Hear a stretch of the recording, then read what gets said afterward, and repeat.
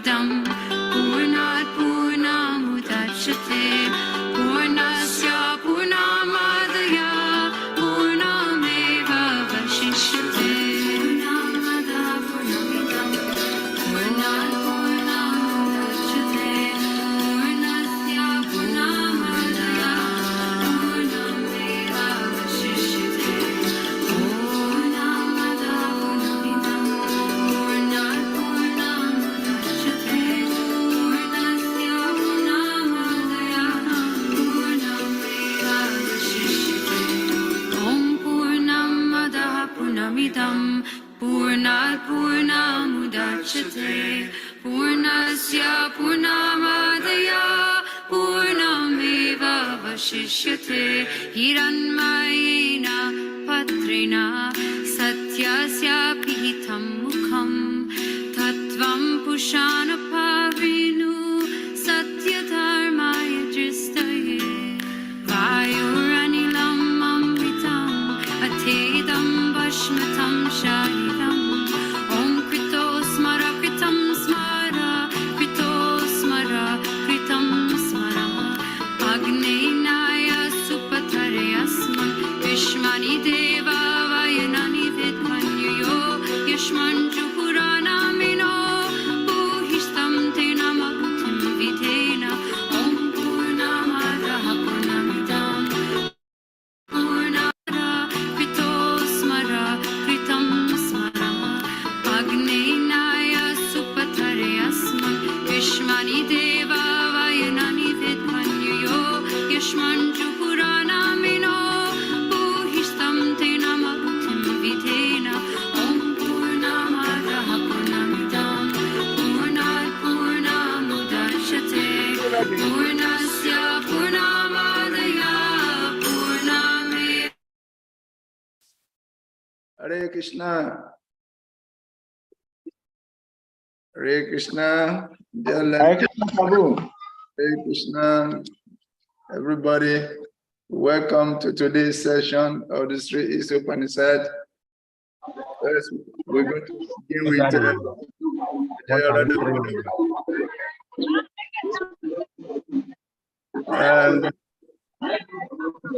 Mr. Barnabas. Mr. Barnabas.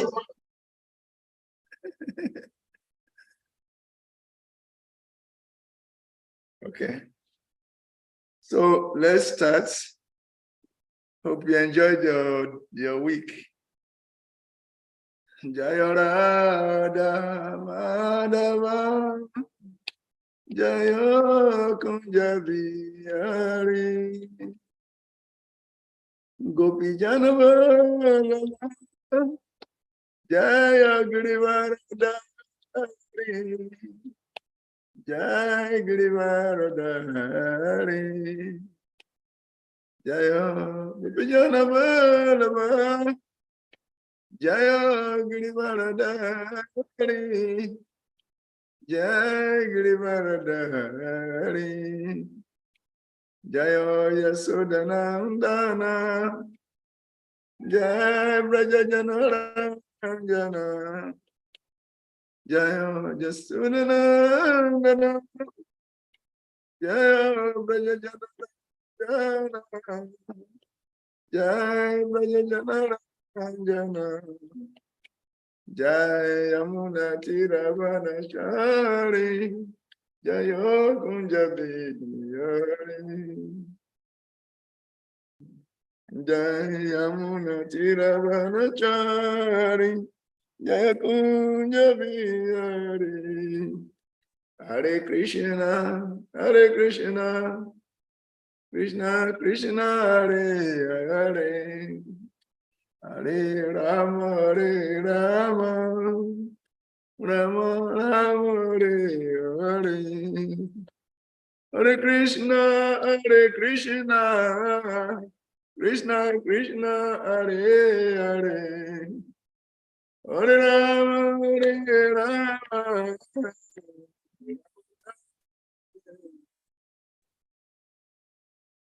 Hare Krishna Krishna Krishna Hare Hare Hare Rama Rama Rama Hare Hare Hare Krishna, Krishna Krishna, Hare Hare, Hare Rama, Rama Rama, Hare Hare, Hare Krishna, Krishna Krishna, Hare Hare, Hare Rama, Rama Rama, Hare Hare, Hare Krishna, Krishna Krishna, Hare Hare, Hare Rama, Rama Rama, Hare Hare, Hare Krishna, Krishna Krishna, Hare Hare, Hare Rama, Rama, Hare Krishna, Krishna Krishna, Hare Hare, Hare Rama, Rama Rama, Hare Hare.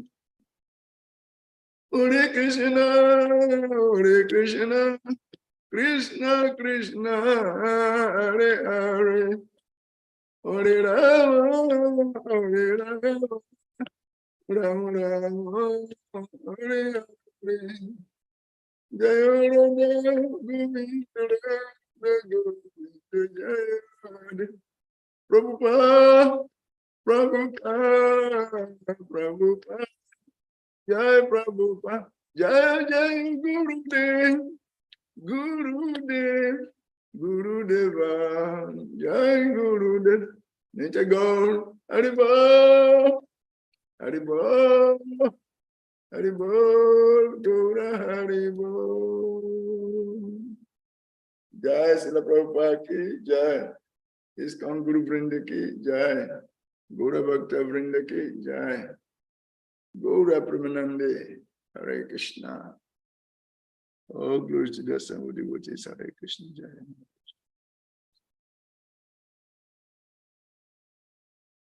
Yes, we welcome everyone to today's class. And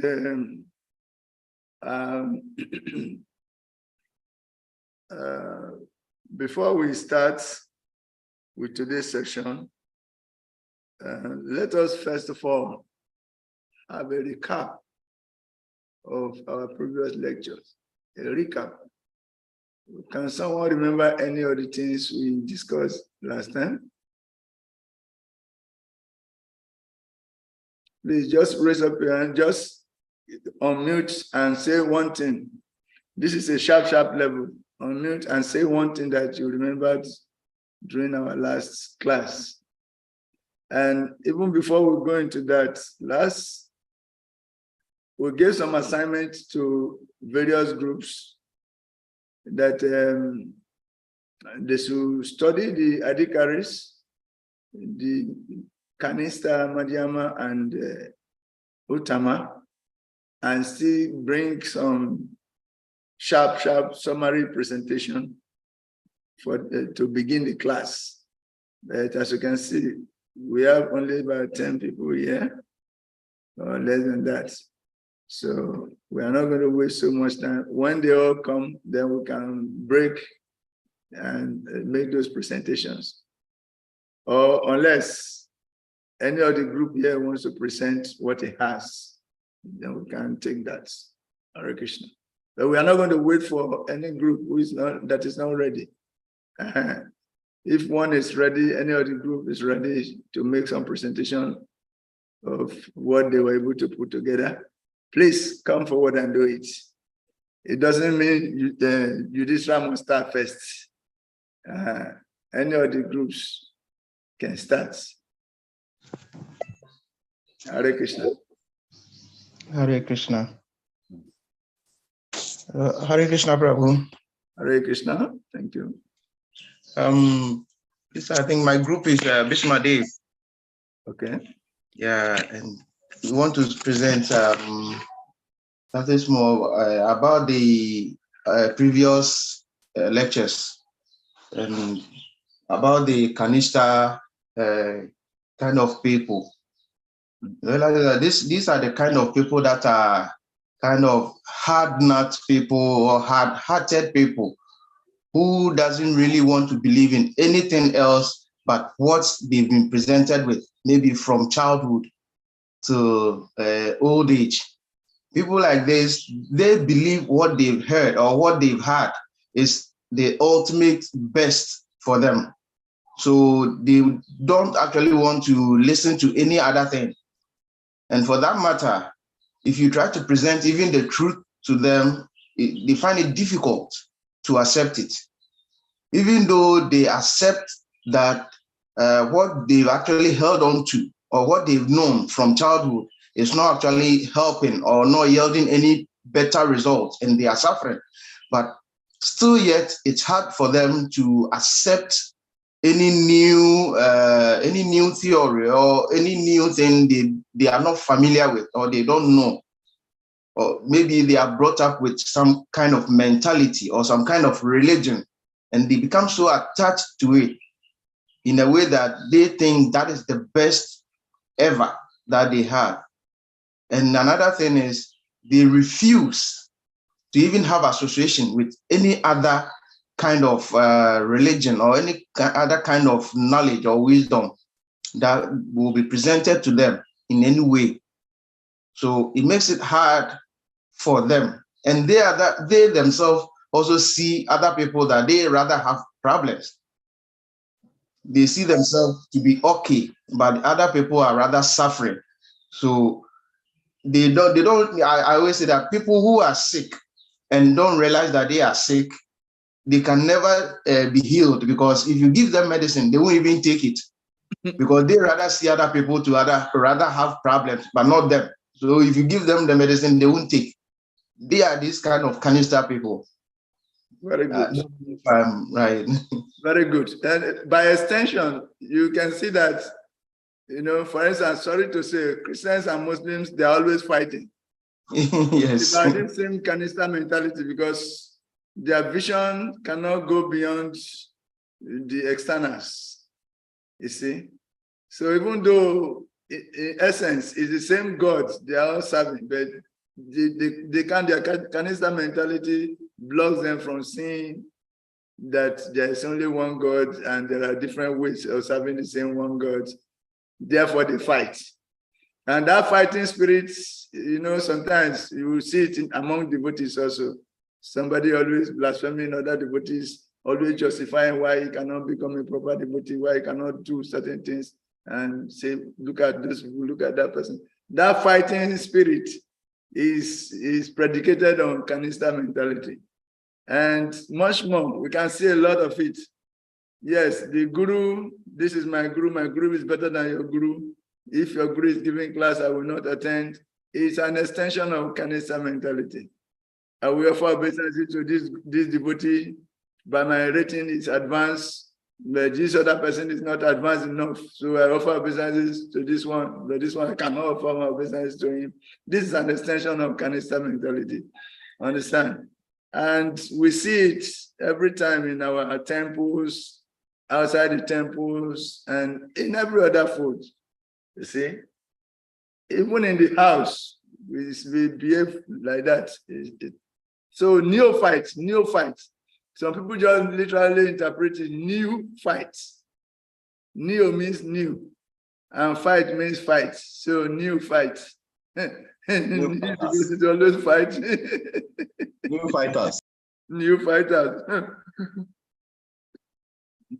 In this way, they cannot take shelter. They deprive themselves of the association of advanced devotees because they don't see anybody as more advanced than them.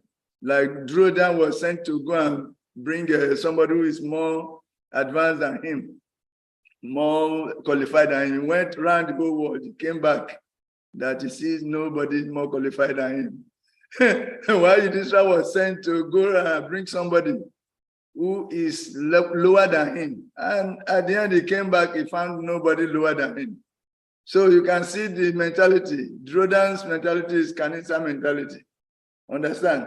While Yudhishthira's mentality is Uttama mentality. That kind of a thing. So we see it everywhere. So having known this, we see that this is one of the basic problems that causes stagnation among devotees, because relationship cannot be smooth if your mentality is canister. So instead of focusing on what we can do, try to see the good in everyone and try to see how to associate and take advantage of other devotees, we deprive ourselves because we see them as not qualified. So this is canister vision. Yeah. Okay. Thank you very much, Accra group.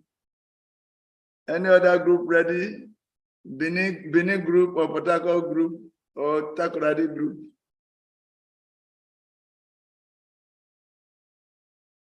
So the purpose of our movement is to elevate people from this Kanisa mentality, because a Kanisa devotee cannot offer anything to his guru. Rather than going to sit in the front when the guru comes, he will even become the security man. He voluntarily become the security man. He will not allow anybody to go beyond to see the guru. He blocks everyone.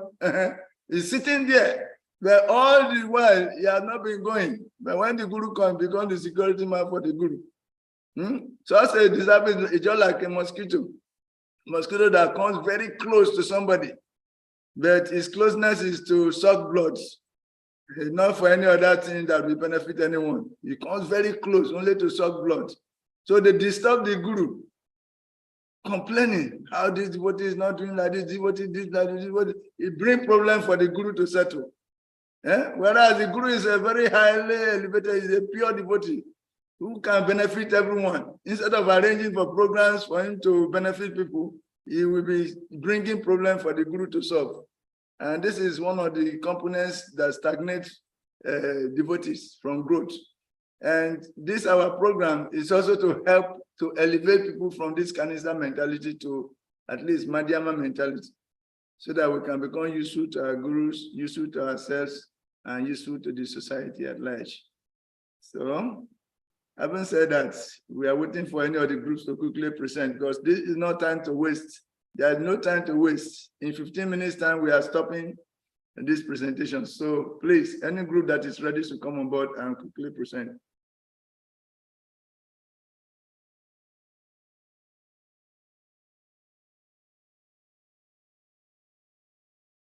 Takoradi group, come on board and present.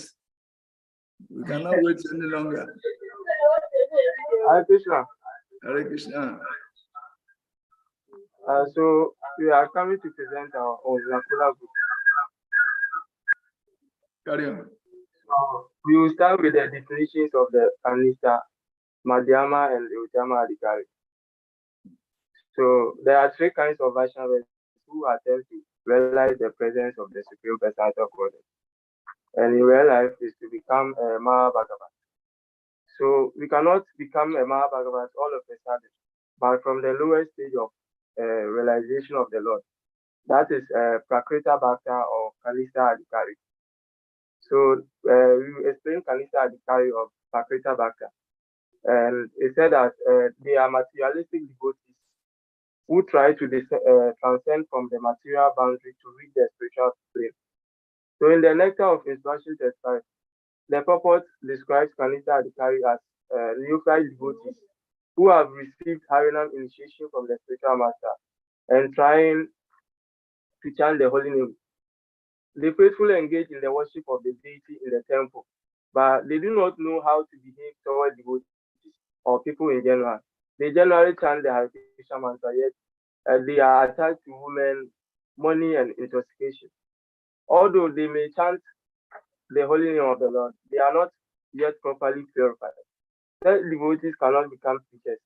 So in the Srimad Bhagavatam, Canto 11, chapter 2, text 46, it says that one must raise himself from the position of Kanisa Adhikari to the platform of Madhyama Adhikari. So now we want to explain the Madhyama Adhikari. And it says Madhyama Adhikari are devotees who are in the intermediate stage of devotional service. The Madhyama Adhikaris are advanced devotees who know how to make others Harijana or devotee. They are preachers. So this kind of devotees, they worship the Supreme Personality of Godhead as the highest object of love. They make friends with the Lord's devotees and are merciful to the ignorant and avoid those who are envious by nature. Their conclusive knowledge of the Shastri is not very strong, but they have developed firm faith in chanting the Hare Krishna Mahamantra. They are also steadfast in the execution of their prescribed devotional service. And we want to explain the Uttama Adhikari. The Uttama Adhikari are devotees who sees everything in relation to the Supreme Lord. They do not discriminate between the artist and the taste, but they see every one of them as part and parcel of God. So in the Bhakti Rasamrita Sindhi, Canto 1 to 16 to 19, Srila Goswami described Uttama Adhikaris as devotees who are experts in the Bhakti Shastras, logic and reason, and they have firm, mature and unbreakable faith in Bhagavan Sri Krishna. And Srimad Bhagavatam, Canto 11, Chapter 2, Text 45. It also describes an Uttama Adhikari as the most advanced Krishna Bhakta who sees his worshipable Bhagavan Sri Krishna within everything, and they sees everything in Bhagavan. For example, an Uttama Adhikari is Prahlad Maharaj. He recognized the omnipresence of the Lord. He was able to see Bhagavan Sri Krishna even in a pillar. And now we want to describe the qualities, characteristics of Madhyama Adhikari. And this one will be presented by Leela Sukapambu. It's coming to present it.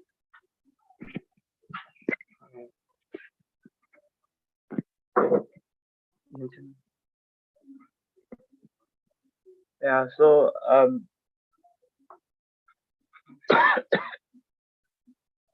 so we have the qualities, characteristics, and vision of Madhyama Adhikari. The Madhyama Adhikari are preachers. And what would the preachers what would the Madhyama Adhikari who are preachers affect the neophyte? What do they do to affect the neophyte? So Madhyama Adhikaris are well versed in the scriptures.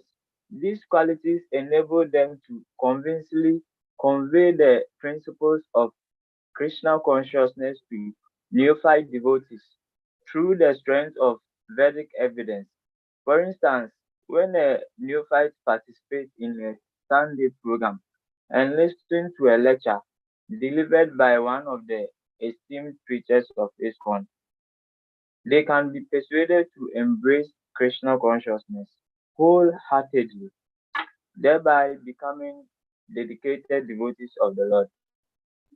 Furthermore, the Bhakta classes organized at the Sri Sri Radha Govinda temple in the Accra Midday have the power to transform neophytes, instilling within the unwavering faith in the profound significance of chanting the holy name of the Lord. This becomes achievable by adeptly blending Bible verses with Vedic scriptures, making the philosophy very easier to grasp for those attending these classes. And the second point we have is Madhyama Adhikaris have been fully engaged by the spiritual master in devotional service to God. So how do this affect the neophytes? So the Madhyama Adhikaris diligently adhere to the guidance provided by the spiritual master. They exhibit unwavering commitment and devotion to Krishna consciousness. Their strict adherence to the four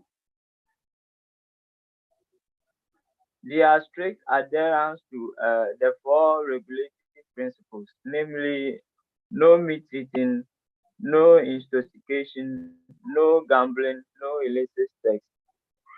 And this serves as a testament to their unwavering dedication. They actively participate in all scheduled programs with particular emphasis on Mangalati and faithfully engage in daily japa. These exemplary qualities and actions set high standard for neophytes to emulate. For instance, when a devotee consistently observes devotees fervently chanting their japa rounds with their beats, a natural curiosity arises within them. This curiosity compels them to seek knowledge about the profound benefits of chanting the holy names, which can in turn catalyze their own commitment to regular and sincere chanting. And the third point, that this is the last point that we have. So the last point is Madhyama Adhikaris engage others in duties whereby they can advance. So I'm explaining how this can affect neophyte devotees.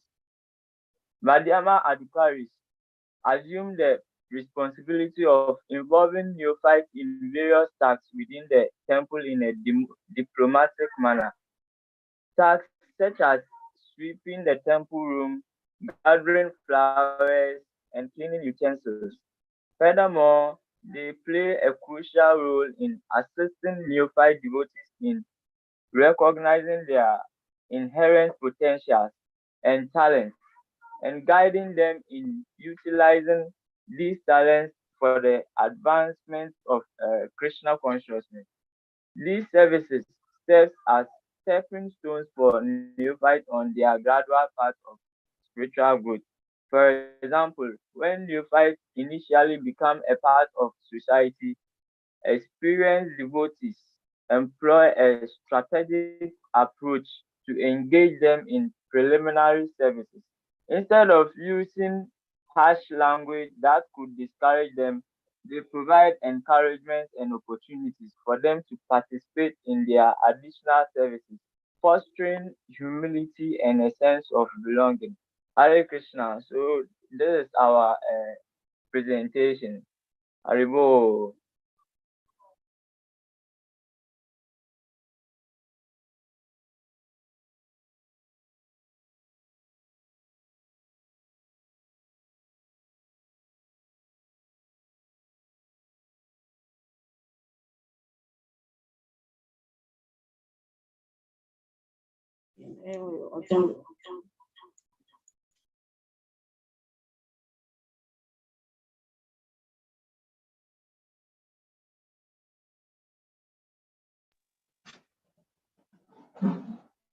Hare Krishna Prabhu, you have not mute yourself.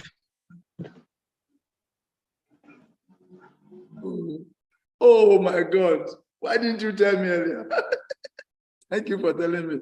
You see, I said this group Takoradi group has cleared the whole ground so that the next presenters will find it very difficult to get something different from what they have said. However, we know that they are all devotees and Krishna reveals a lot of things from the heart, and you'll be shocked that their presentation will be more complete than what Takoradi has presented.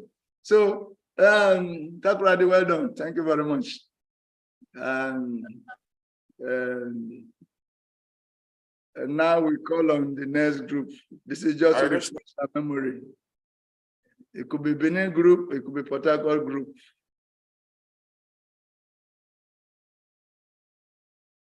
Hare Krishna, come on board, please. As I'm speaking on behalf of Benin. Yes, Benin group. I'm speaking on behalf of Benin group, which is the Vasanas group. Okay. Carry on. So, Krishna, so you asked us to share Madhyama and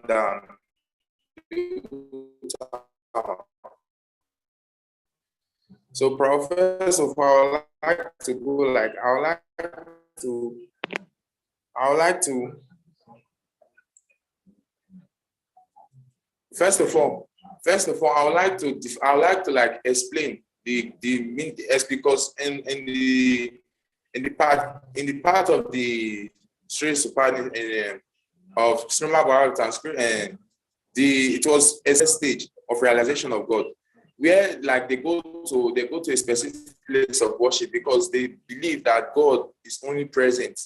God is only present there; is not present in any other person. Like based on scriptural injunctions, they feel God is only present at the place of worship, and they are actually materialistic devotees, whereby they don't see any body who are actually moving in a devotional line, who are actually climbing the stage. They feel everybody is below or down. So Therefore, they create problems and cause many phases on the holy name. Like there are people who actually like want to inflict their part on other devotees. So on the next instruction says that Kanishna devotees are neophytes who just face initiation, or let me just use the word, the Harinam initiation from a spiritual master, and who are trying to chant. So these kind of devotees are the ones who are trying to chant. Like sometimes they will chant their rounds, sometimes like they are being waving and all like that. So from the series, from the Small Bhagavatam, Kanishna are those who can differentiate from the Small Bhagavatam and come to 11 chapter 2 text 45 says that the Kanishna devotees are those who can differentiate between the devotees and the non-devotees and fails to worship the pure devotees, the Kanishna devotees. So you ask us to note the qualities, the characteristics, the vision, and how they affect and their improvements. So for the qualities of the Kanishna devotees, the quality of the Kanishna devotees is that they see no one in line with God. Like they feel everybody in this world, no, there's no pure or holy person in this world actually. So also their characteristics is they can't differentiate. They don't know who is a pure devotee and who is a pure devotee, because they fail to understand that people who are actually serving, or they fail to see the pure devotees on any kind of person. And also how they affect people coming into the movement, because they inflict this kind of mentality that there's nobody pure here. Like there's nobody pure. Everybody here are just trying and trying and trying. We are on same levels. Thereby they inflict their own kind of religion, their own kind of principles. They inflict and thereby cause more and more problems. So definitely they affect the people, the neophytes who are actually coming into the movement. They affect the new people who are actually coming to the movement by these such mentalities and all.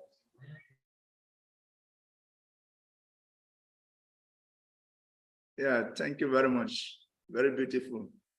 Very beautiful. Though the network was trying to disturb you, but at least the message is clear. And we need some complementary presentation. Hare Krishna, Prabhu. Hare Krishna. I'm also from the Masena group. Let me add to what Prabhu Damodara have already said. Okay, so first, starting from the question is that we should distinguish between the three kinds of devotees.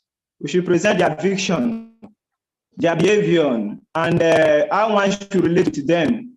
Then he also said we should make presentation on the way forward, how we can operate people from the level of Kanishna to Madhyama, which according to Srila Prabhupada, he said the only way you can be useful to him and to ISKCON is to come to the level of Madhyama Adhikari.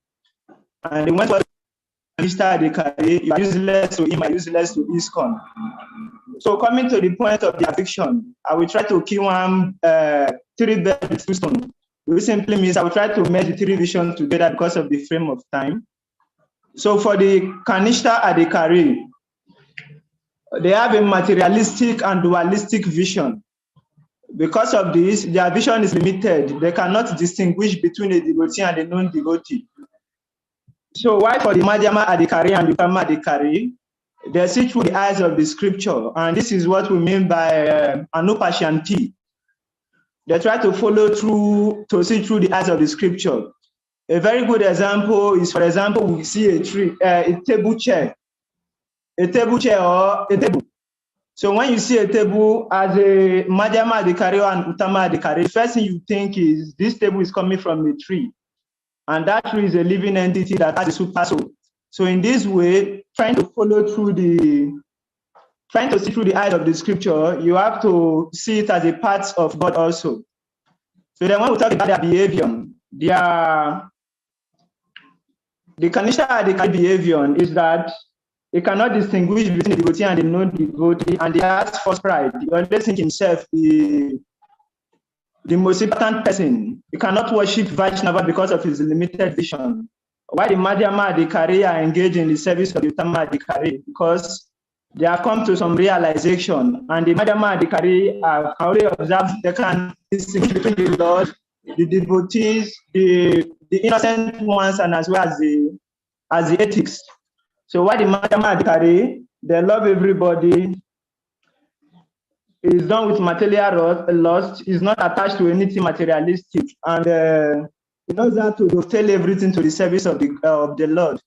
So, but the Madhyama Adhikari is only those who are connected to devotional service that he loves. Why? Because you see them as people who are engaged in the service of the Lord, and at the same time, they're also trying to protect their devotional service. So, as a result of it, they're close to people who are atheists. So, on that to add it, how to improve.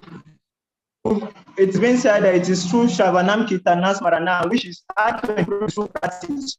If the Uttama Adhikari, they are to engage the other lower classes like the Kanisha Adhikari in the devotional service, like telling them the importance of chanting the holy name of God, not scripture, and teach them the basic things. So in this way, those ones that will have it, because the Kanisha Adhikari only believe in what they have learned before from the very beginning. So any other thing you are saying, if it's not coming from their scripture, it doesn't make any sense to them. So when you give them reference from the scripture they have it in, it will make them to be able to follow this process. And from that, Mother Acharya gave an explanation in the 11th canto of Srimad Bhagavatam, 2nd chapter, text 47. He said that the Kanisha Adhikari, they cannot be engaged in preaching. He said because the only thing they do know is destruction. And when you put them into preaching, they will cause a lot of trouble there. So at times they may end up fighting if they go out for Sankirtan. So, but the Madhyama Adhikari who see through the eyes of the scripture, they are the ones who are good for preaching. So this is why Prabhupada said, if you are a Kanisha Adhikari, unless to him and you are useless, you will come. So if you want to be useful, you have to try by all means to make sure you come to the level of a Madhyama Adhikari. Hare Krishna. Hare Krishna. Thank you very, very much. Thank you very, very much. Apart from that, you asked a question at the beginning of the class. You said a quick recap. Let me just give my 3 points from the previous class. So first, because the network interrupted the class last week, I was able to complete it. So, but one of the things I take from it, you talk about the need to develop an equal vision. You say one who does not have an equal vision cannot understand the inconceivable energy of the Lord. And you also explain how one can develop an equal vision. You say this is possible by cultivating spiritual knowledge. And you went forward to say when this spiritual knowledge has been cultivated, what will happen is that there will be an overflow of compassion. And you also said that ISKCON is as a result of the overflow of compassion of Srila Prabhupada. Therefore, ISKCON is an organization for the Mahabhagavat. So apart from that, you said the most important scripture is the Bhagavad Gita and the Bhagavatam. Then you went forward to say the Vedas are divided into two. You said we have the Shruti, we have the Smriti. The Shruti are the ones said by the Supreme Personality of God himself, and the Smriti are those ones which are being written by the acharyas. In other words, they are written by authorities. Hare Krishna. Hare Krishna. Thank you very much. Thank you very much, Bene Group. You have trashed it very well. So if we add what you have said to what Takradi team said, to what Accra team said, a lot has been said about these adhikaris. So we can all take something home from it and practice. We must elevate ourselves. We must endeavor to elevate ourselves from the Kanista level or Prakrita Bhakta, materialistic devotee platform, to a Madhyama. Then we can become properly useful as instruments in the hand of the Paramparam. So this is the whole endeavor. You see, even the Uttama, sometimes they come down to the level of the Madhyama to be able to preach, because the Uttama, they don't see anybody as, lesser than them. They see everybody in terms of the soul, and they see you in terms of the service you are rendering. So they don't see your mistake, they don't see your fault, they don't see, therefore it's difficult for them to preach. To be able to preach, you have to come down, the Uttama come down to the Madhyama level and begin to preach. So many of our spiritual masters, Uttamas, but they condescend, they come down to the level of Madhyama to be able to preach and relate to us and pull us out gradually up. So it is like that. So every devotee will endeavor to elevate himself, evolve himself from the Kanista level to the Madhyama level so that he can become fully useful to the Parampara and Srila Prabhupada. Thank you very much. Port Harcourt team, you can still present. We still have 5 minutes for you, though the time is gone, but we know how to manage the rest of the time, so no qualms. Let's drive this thing deep. Port Harcourt group, please, can you make your presentation?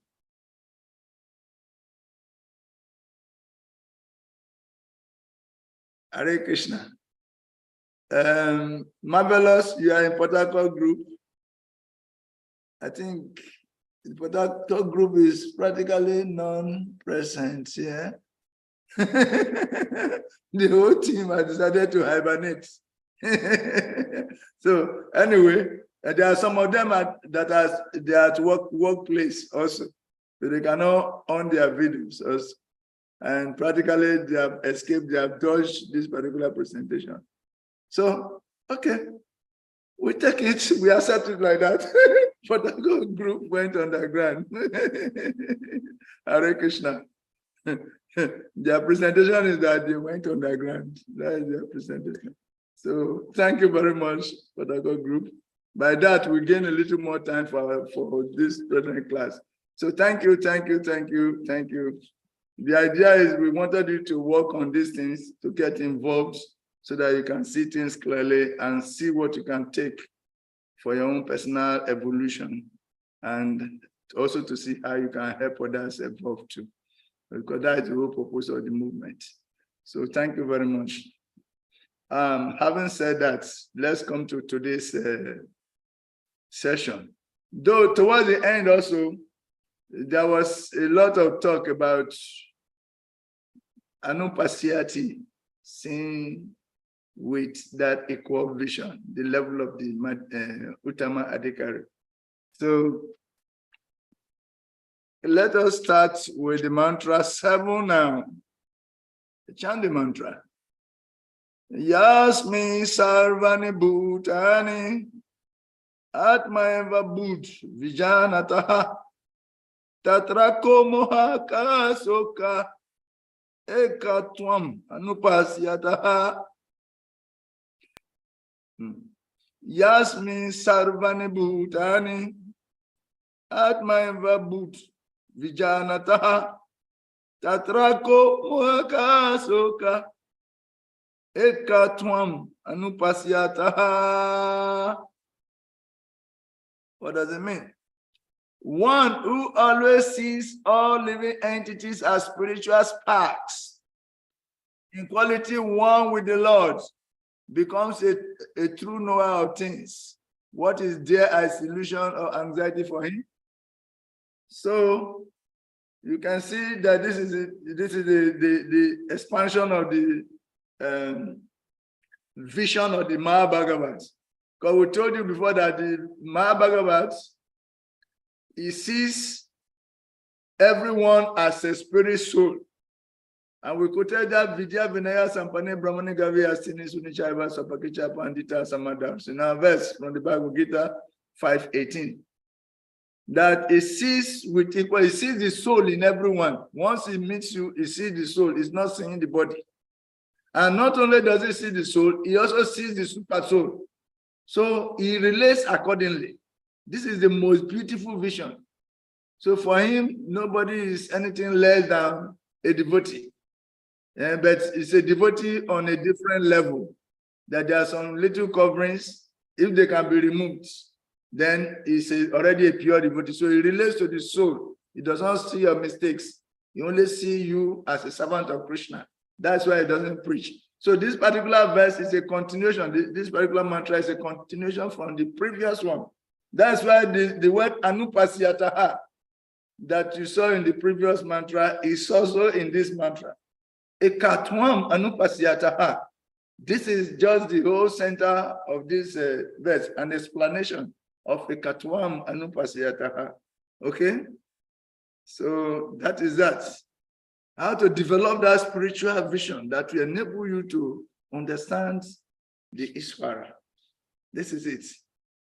Okay? So the person sees oneness and the simultaneous oneness and difference of the individual soul and the super soul. Both mantras 6 and 7, the emphasis is on seeing with knowledge, seeing with equal vision. And the word anupasyata is the key word. But towards the end, you will see ekatwam is also seriously emphasized. So ekatwam anupasyata. These are the words controlling these two mantras. So let us read the purport paragraph by paragraph. Volunteers can read. Paragraph 1.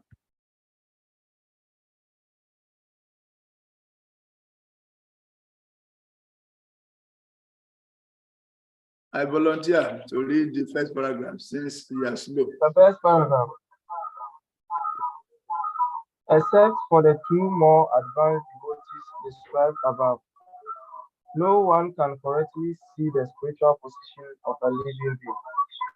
The living entities are qualitatively one with the Supreme Lord, as the sparks of the fire are qualitatively one with the nature of the fire. But sparks are not fire as far as quantity is concerned.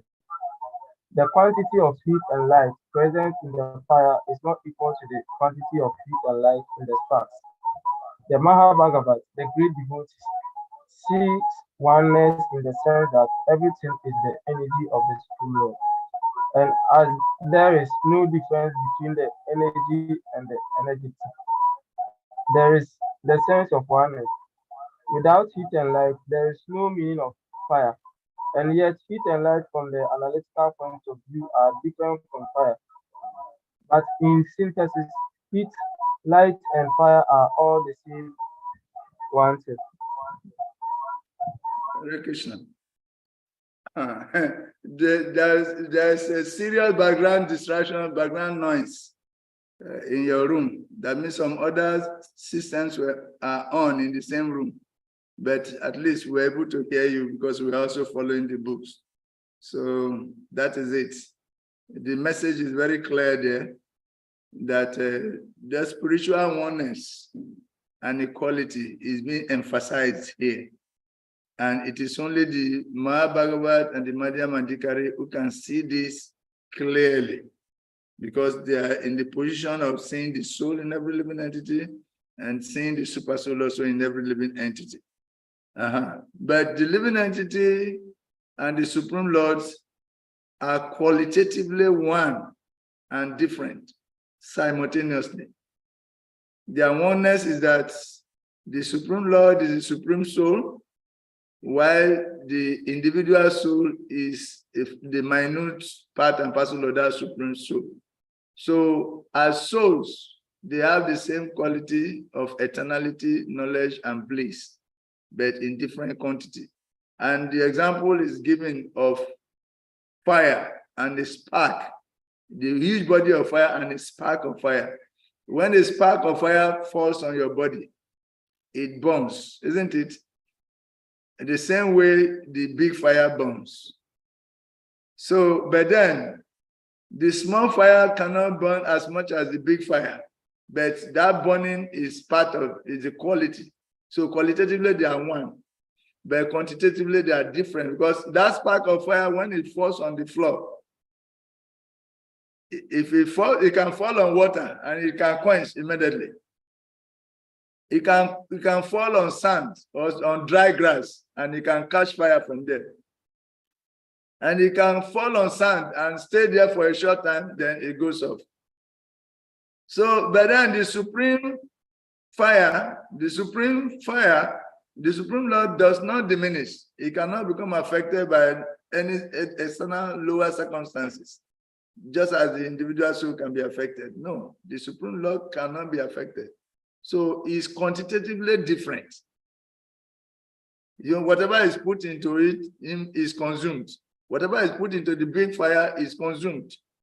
till you see fire consuming the body of a whole animal, burning to ashes and turning to ashes.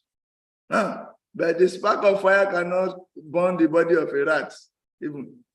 It can just burn some of the hairs on the body. So this is the difference. Qualitatively, we are one with the Lord, but quantitatively, we are different. Okay? And that is why that is the main word in this particular purport. The purport of the Prabhupada, ekatwan.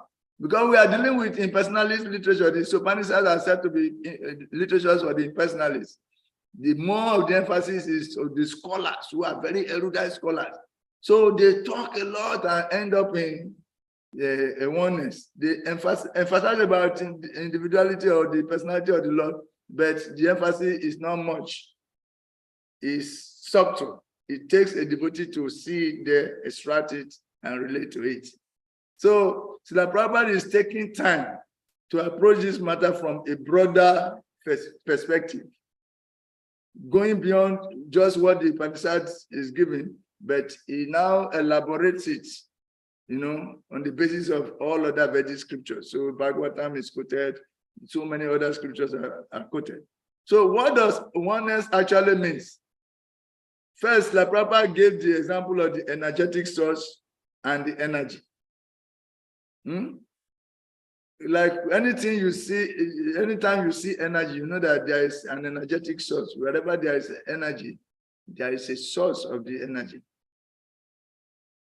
Okay, like when you see the sun or the sun rays are energies of the sun. The ray, it is the sun ray that enters into your room. It's the energy of the sun. But if you trace it, you will trace it to the sun globe. And the rays coming from the sun globe is the effulgence coming from the sun globe.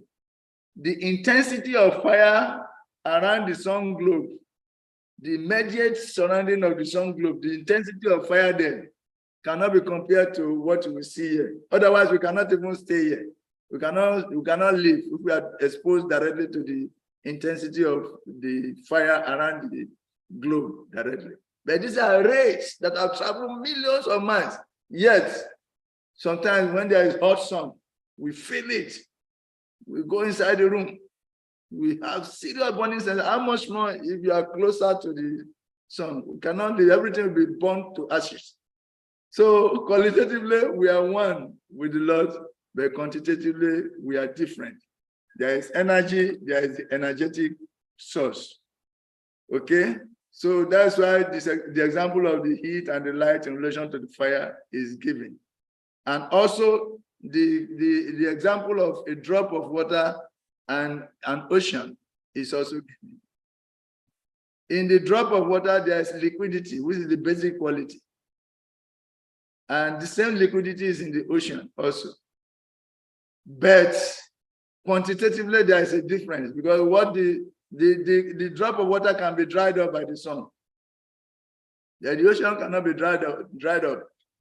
And in the ocean, you see a lot of aquatics, a lot of living beings, whales, sharks, all kinds of generation of living beings, more than the ones we can see on Earth, are there in the ocean. But in the drop of water, they are not there. Or the ocean is salty. You taste the drop of water, you will feel the saltiness. But you cannot see the varieties in the ocean in the drop. So quantitatively, we are one, we are different from the Lord, but qualitatively, we are one with the Lord. Okay? So that qualitative oneness, simultaneous qualitative oneness and difference with the Lord is called ekatwam. And how to see it properly? Only the pure devotees, only the Uttama Adhikari and the Madhyama Adhikari can see this together. They can see beyond duality and harmonize everything beyond duality and see the source of both the material and the spiritual energy, have a relationship with it. It is Uttama. So we have to train our vision to be able to see material objects with spiritual vision.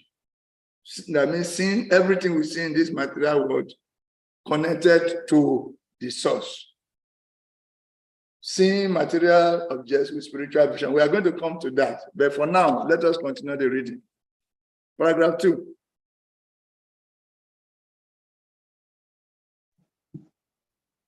Hare Krishna. Hare Krishna. The Sanskrit words found here, ekatwam anupashyata, mean to see the unity of the living entities from the viewpoint of the revealed scriptures. Every individual spark of the Supreme O has almost 80% of the known qualities of the O, but they are not as good as the Supreme Lord. These qualities are present in minute quantity. As the living entity is but a minute part and parcel of the Supreme O, this is like the drop of water and the ocean. The quantity of salt present in the drop is never comparable to the quantity of salt present in the complete ocean. But the quality of the salt present in the drop is equal in quality, in chemical composition, with that present in the ocean.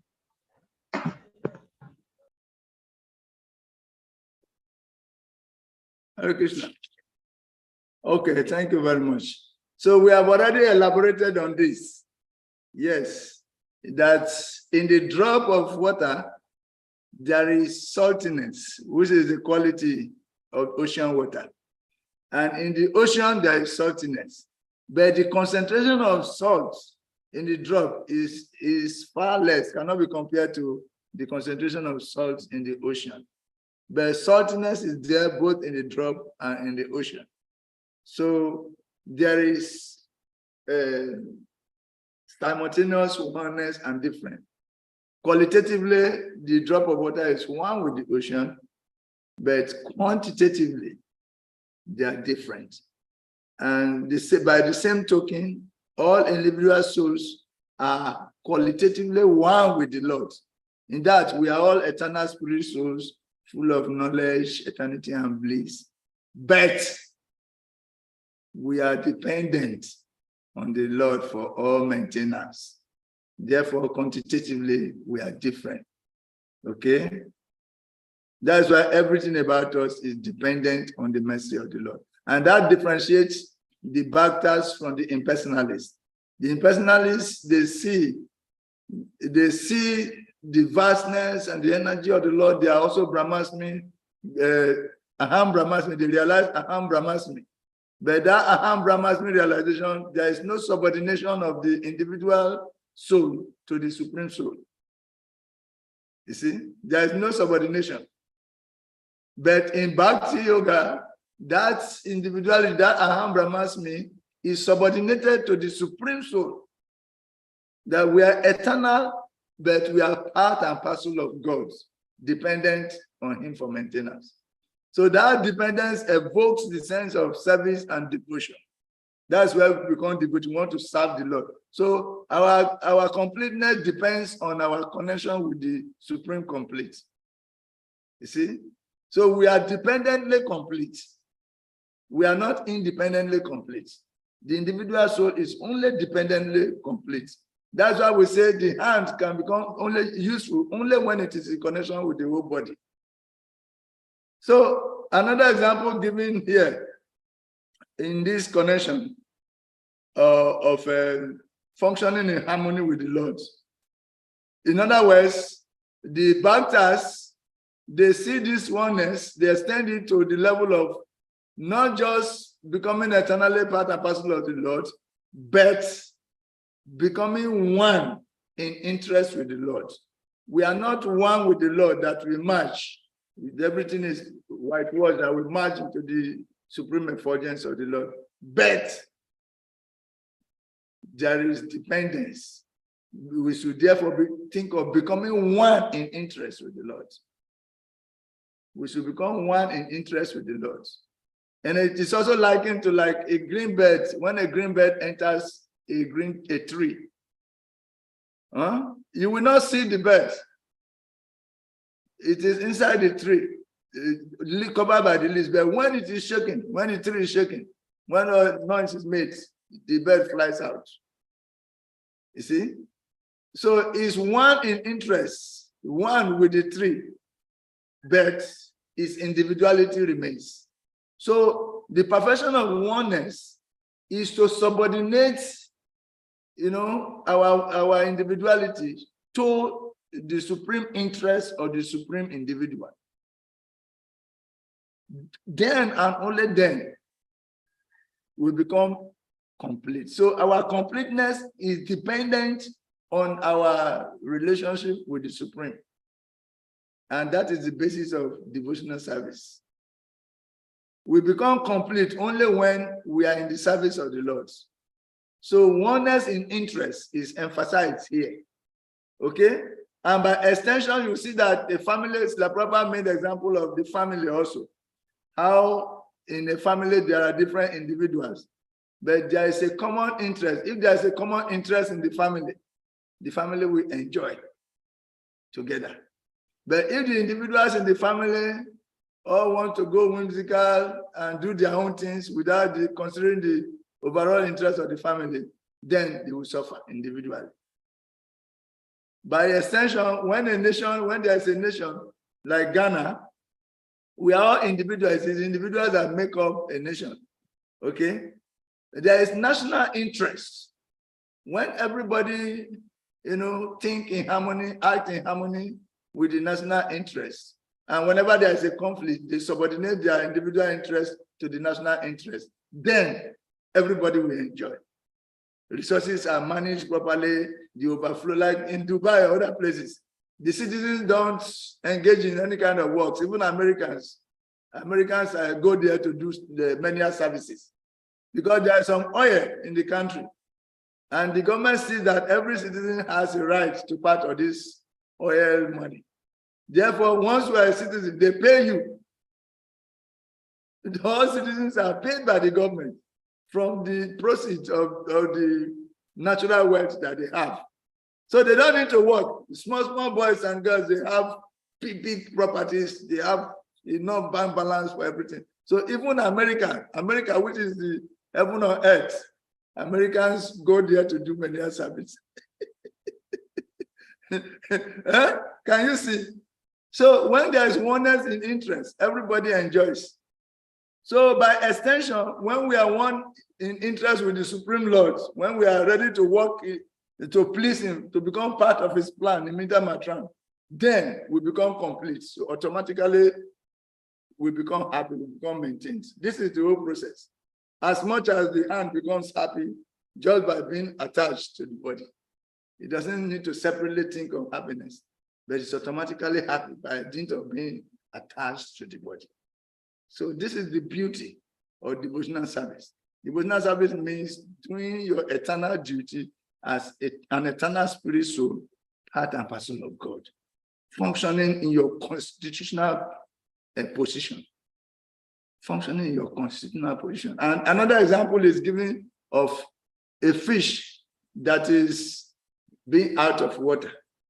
The natural place for a fish to be happy is water. If you bring the fish out and you rent a very elaborate house for the fish and make a parlor and put the fish in the parlor there, it will just get dry because it becomes stuck. The tiles cannot make him happy. The beautiful tiles cannot make him happy. The beautiful story building cannot make him happy. And he will just be crawling there, struggle there, and choke up and leave his body. But when that fish is thrown into even a small pond, that is not very clean even, you will see that the fish will become very happy and he continues to jubilate and he brings his head out here, he brings it out there and he's swimming and he's dancing inside it. So this is it. Similarly, when we subordinate our interest to the interest of the Lord, we are like a fish that is now back into the water. It regains its natural happiness, as opposed to the one that is being put in a very sophisticated 5-bedroom apartment in the center of the city. So let's continue the reading. As La Prabhupada will explain more of these things, the necessity of being one in interest with the Lord. So whereas the impersonalists focus on oneness as I am Brahmasmi, the devotees focus on oneness in interest. So their individuality is still maintained. They don't merge into nothingness. Their individuality is maintained, but they subordinate their individuality to serve the Lord. And in that way, they become happy. So the happiness of a devotee, the completeness of a spirit soul is dependence on the Lord. Therefore, we say the completeness of any living entity is dependent on his relationship with the Lord. We are dependently complete, while the Lord is independently complete. So let us get this right. Carry on the reading, please. If the individual living entity, Okay. if the individual living being were equal both in quality and in quantity, then there would be no question of living entity being submerged by the influence of material energy.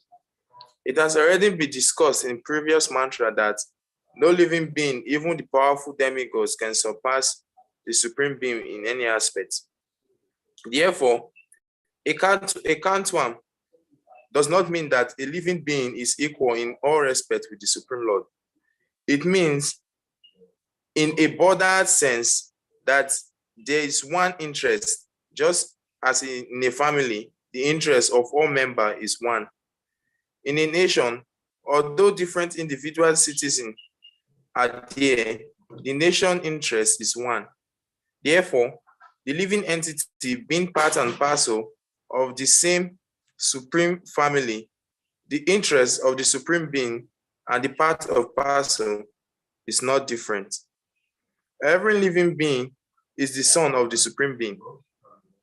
As it is said in the Bhagavad Gita, all living creatures, including birds, reptiles, ants, aquatics, trees, and so on, all over the universe, all are emanations from the marginal potency of the Supreme Lord. And therefore, all of them belong to the same family of the Supreme Being. There is no clash of interest in spiritual life. Hare Krishna. Hare Krishna. So this is very clear, and it has been trashed.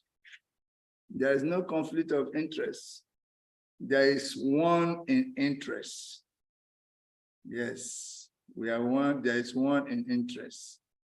Yes, there is one in interest. In fact, separate interest causes soka and muha. It is separate interest that causes illusion and lamentation. That's why in the last lines, La Prabhupada asks, what then can be illusion or lamentation for him? For one who has seen everything in a relationship with the Supreme Lord, what can be illusion or lamentation for him? So those who are one in interest with the Lord, there is no illusion, there is no lamentation. But when one goes different ways, separate in interest, one maintains separate interest from the Lord, he attracts lamentation and illusion. So the conclusion is that we should become one in interest with God. With God. Let us become one in interest with God. Then automatically we enjoy. We enjoy as the hand is enjoying a relationship with the whole body, just by serving the body, just by being one in interest with the body. Once the hand rebels that I will not cook, I will not cut the vegetables, I will not put the pot on fire, I will not turn the food in if the hand rebels like that, the hand will dry up eventually. If it thinks that I'm going to do the stomach, I will not allow this thing to do this, to go to the stomach. How is it that I'm working very hard, only the stomach is enjoying? What kind of wickedness is this? The stomach is just sitting there enjoying while I'm working very hard, doing hard labor, washing clothes, washing pots, cooking and all that, and picking things in the market. Then the stomach is enjoying. I will not do this service again. The stomach will just be there watching. Powerful stomach is just watching. The hand begin to dry up. All the energies that used to sustain the hands is withdrawn because it's coming from the stomach. It is the stomach that distributes the energy to all parts of the body. This is the process of Yata Taro Mulan Sheshani. Now, Tripianti, Tat Skanda Bujo, Pasaka, Prano Pahara, Chaya Tendrianam, Tataiva Sarvaranam, Achutija. In the Bhagavatam, 5th canto, that just as by pouring water to the root of a plant or sending food to the stomach, all the bodily limbs are nourished. Similarly, by serving the Supreme Lord in devotional service, all the demigods and everything else is automatically satisfied. This is the formula. Though there are cases of foolish gardeners who think that they should water the leaves, that it is the leaves and around the leaves that the fruit will come out. So let me water the leaves and the branches, but that's where the fruit is coming out from. And they neglect watering. They are only seeing the top of the tree. They are not seeing the top of the tree in connection with the root.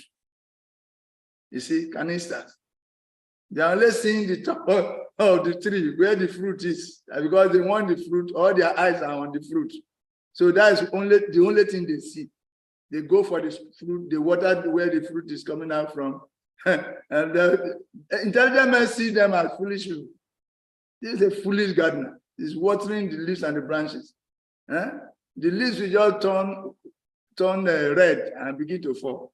But when the root is watered, the leaves maintain its greenness.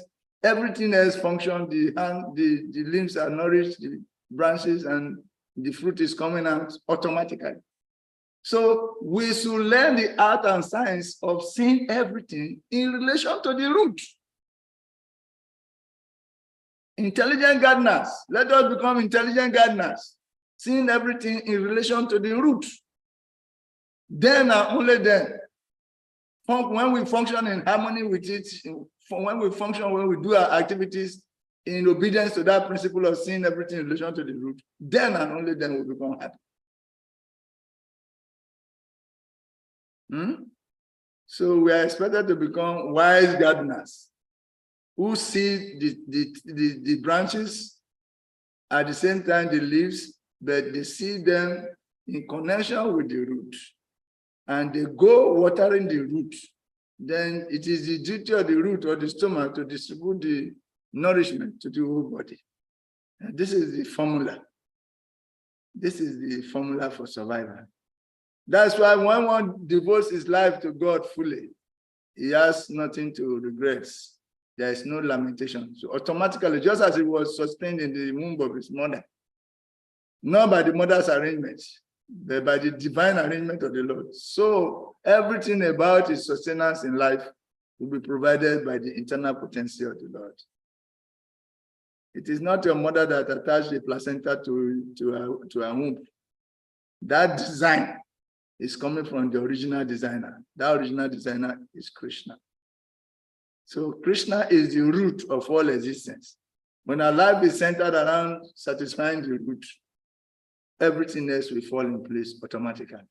As much as when the stomach of when the womb of our mother, there was provision of food, there was a mechanism, there was a design that supplied food there. Who made the design? That designer is Krishna. So let us work in harmony with him, because working in disharmony with him brings suffering. And we are going to elaborate on this as we go on. Yes, as we go on. Yes. The impersonalists, on the other hand, they see the individuality and they cannot connect it to the interest of the Lord. Because after all, they don't believe that the Lord is a person.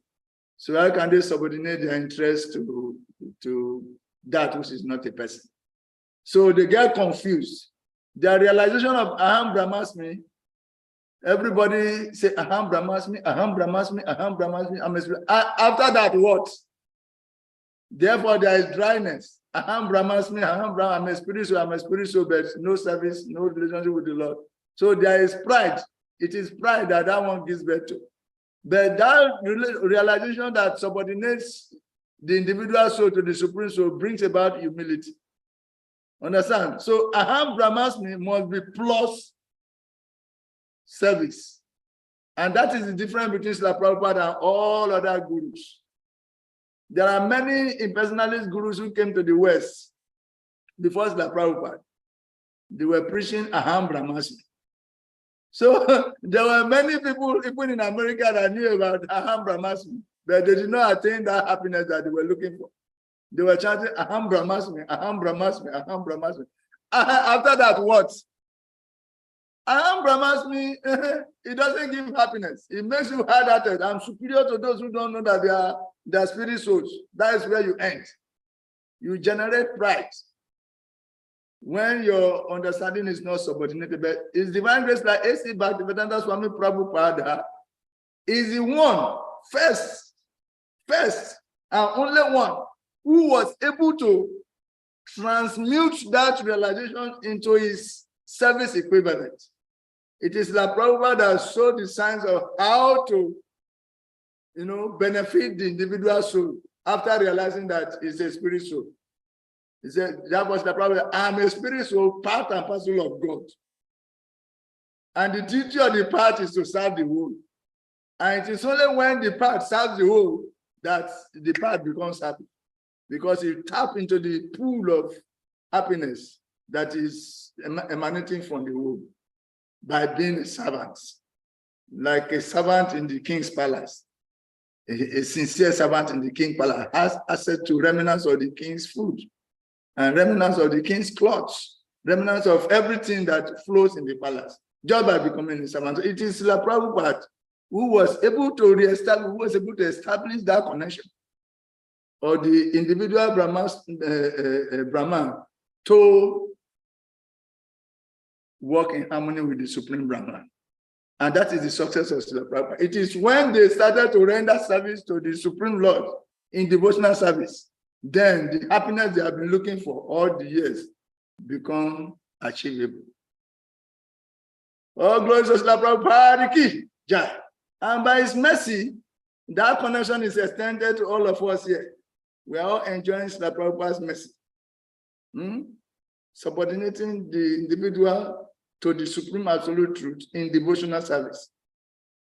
It is that brings, it is the service that brings that reciprocal relationship between the individual devotee and the Lord, that nourishes the individual soul with happiness, with fulfillment, with realization.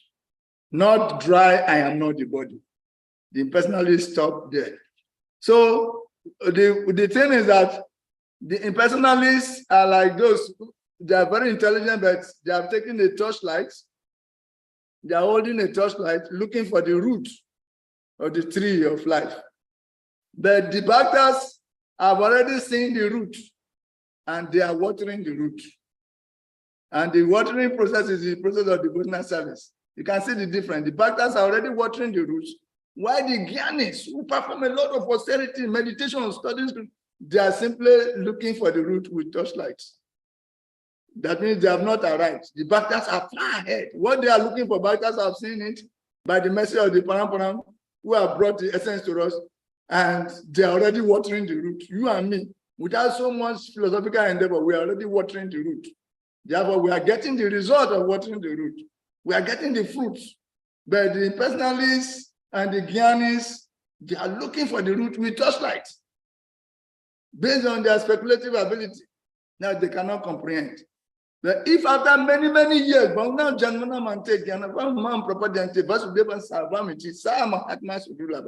is after many, many, many years of endeavors that they come to have a glimpse of that. Then when they come to find the root, they also start watering the root. They become devotees at that time. The pure impersonalists eventually evolve to become devotees. They get attracted when they see Krishna form, and they also become devotees, and they are new Bhaktas. You will engage them in washing pots. You will engage them in washing the brahmachari toilets. You will engage them in sweeping the temple compound. You will engage them in cleaning the windows in the restaurant and the temple president's office. You didn't suffer so much studying, but you are already watering. So when they come to join you in the process of watering, you engage them in Karma Yoga and give them the opportunity to evolve. So all glory so Bhakti Yoga Ki Jai. So we elaborate more of this because that is why Lord Chaitanya Mahaprabhu said, he told Sanatana Goswami, Jivera Swarupa Hoya, Krishnara Nityadas. This is the vision. This is the perfection. This is the proper glory. This is Lord Chaitanya's vision. The proper vision is Lord Chaitanya's vision. This is proper perfection of Ekatwam Anupasyata. Ekatwam Anupasyata. This is the perfection. Jivera Swarupahaya, Krishnara Nitya. We are eternal servants of Krishna. We are eternal, but we are servants of Krishna. Eternity plus service to Krishna brings about the happiness we are looking for. Kejiram, let us read the next couple, the next paragraph. The next paragraph, paragraph 3. Paragraph 4. Krishna Prabhu. Paragraph 4, marvelous. Paragraph 4. The spiritual entities are meant for enjoyment, as stated in the Vedanta Sutra. Ananda Mayo Bayasa. By nature and constitution, every living being, including the Supreme Lord, and each of his part and parcel is meant for eternal enjoyment. The living beings who are engaged in the material tabernacles are constantly seeking enjoyment, but they are seeking it on the wrong platform. Apart from the material platform is the spiritual platform, where the Supreme Being enjoys himself with his innumerable associates. On that platform, there is no trace of material qualities, and therefore that platform is called Niguna. On the Niguna platform, there is never a clash over the object of enjoyment. Here in the material world, there is always a clash between different individual beings, because here the proper center of enjoyment is me. The real center of enjoyment is the Supreme Lord, who is the center of the sublime, the rasa dance. We are all meant to join him and enjoy life in one transcendental interest and without any crash. That is the highest platform of spiritual interest. And as soon as one realizes this perfect form of oneness, there can be no question of illusion, moha, or lamentation. Soka. Hare Krishna. Hare Krishna. Hare Krishna. Very, very nice. Thank you very much. See, your reading is very strong. Your voice is very strong, but the ghost of network receptivity was trying to attack you. But by the grace of the Paramparam, you escaped through it. All glory to the Paramparam. Hare Krishna. So please, I just want to talk to the learners. Please always be conscious of your mic. If not, we will permanently mute you, that you have to raise your hand before you can be muted. So you have to manage your mic so that when somebody is speaking, your mic is not on. Thank you. Okay. Thank you very much for that. Thank you very much. So, okay. This paragraph has further elaborated again that if humility comes first and we realize that we are eternal servants of God and we function on that platform and detachment comes as a result, that detachment does not bring pride. This humility, it brings more humility.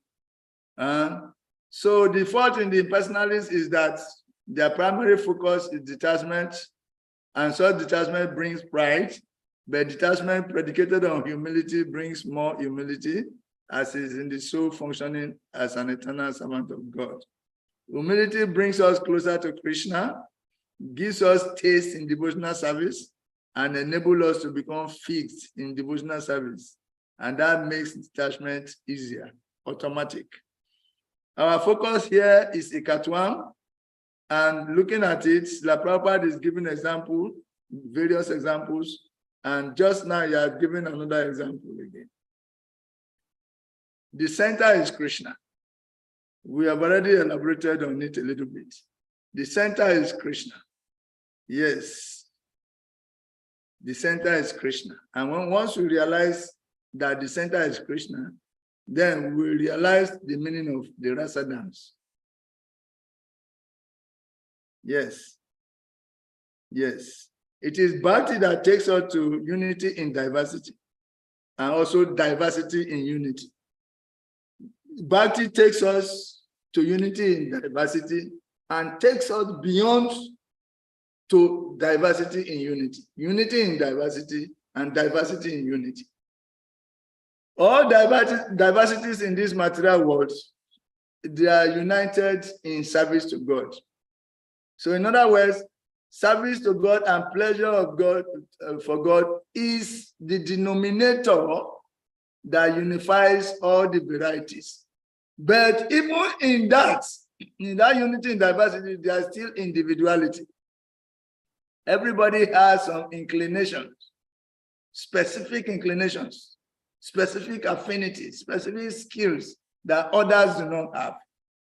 And Krishna, being the reservoir of all pleasure, is there to reciprocate with all of them, all the varieties, all the individualities of all the attributes of all the living entities. Krishna is there to reciprocate with them.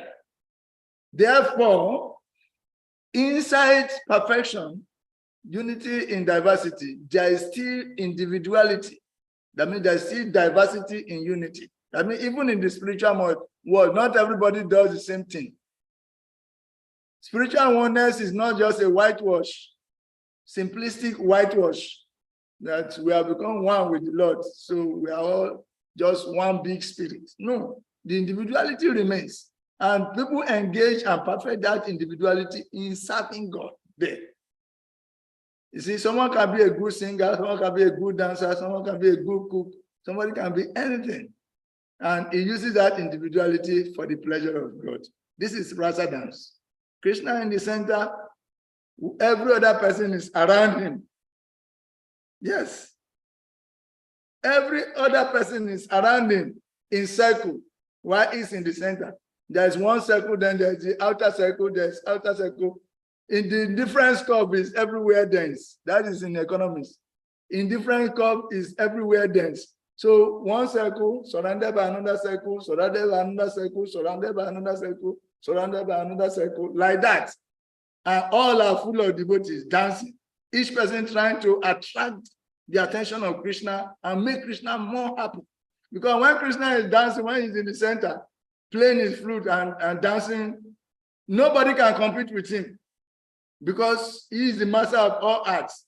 So there are movements that Krishna will make that no one else can make.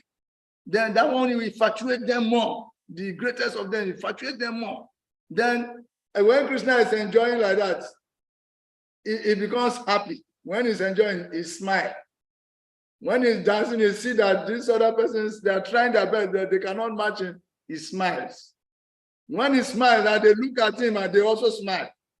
His smiles induce them to smile. And their smile induces them to smile more. Higher than the way they can smile. Then in this way, they become continuously attracted. And they'll be dancing with him, infatuated, unable to go anywhere, looking at him, trying to outsmart him, and is outsmarting them and smiling at them. This is the rasa dance. So you are being invited. The Prabhupada has come to invite us to join this rasa dance. This is what the Prabhupada is doing, inviting us to come and join the rasa dance. He brought Krishna to us technically, asked Krishna to us, Krishna can take us back to himself to join the eternal rasa dance. This is what is happening. But on our level now, just as when the gopis came to meet Krishna in the dead of night to dance the rasa dance, they violated all kinds of social norms. Some were in the room with their husbands, some were cooking, some were doing so many domestic things. And as soon as they had the flute, Krishna stole their hearts. The most precious things to them, Krishna stole their heart with his flute, the sound of his flute. Then, since their heart is stolen, they become shameless, they become mad. all of them, they run after him to catch him and take their heart back. That is them going out of the house uncontrollably. Nobody could control them. They left, and everything was so arranged that nobody could truly control them. They left and went to join Krishna. And when they were going, they were thinking, each person was thinking that he was going alone to meet Krishna. All the gopis were thinking separately that they were going alone to meet Krishna.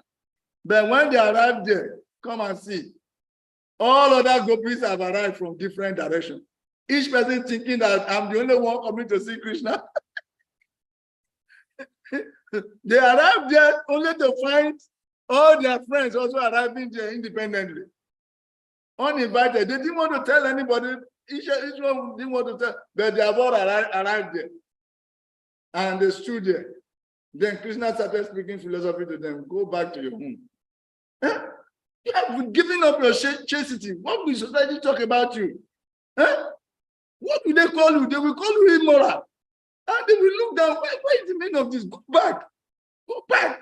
Go back to your home and serve your husband. Serve your relatives. You are violating the social culture.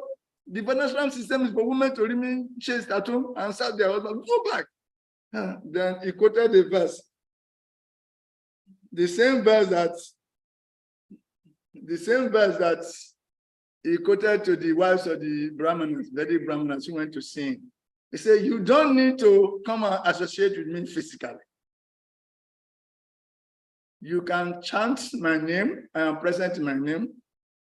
You can worship the deity, I am present in the deity. You can meditate on my pastime. Sorry, somebody is so disturbed and is calling me so much. Please, we are giving class. Bhakti Shastri class is going on right now.